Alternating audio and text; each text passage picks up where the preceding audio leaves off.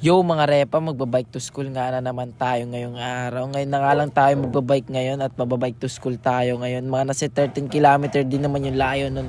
Insayo na rin yun mga repa. So sa nakaraan nating video to the bike to school nga tayo, marami nagtatanong sa atin kung anong pang record natin habang tayo nagbabike. So smartphone holder lang yun mga idol.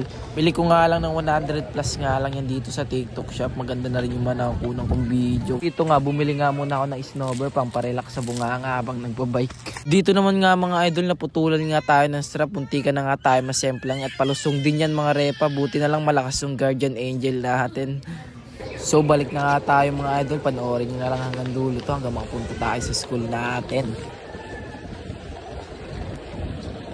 So dito mga repa, huminto muna ako at inayos natin yung strap natin. Baka kumalas ulit yung strap na to, delicates pa.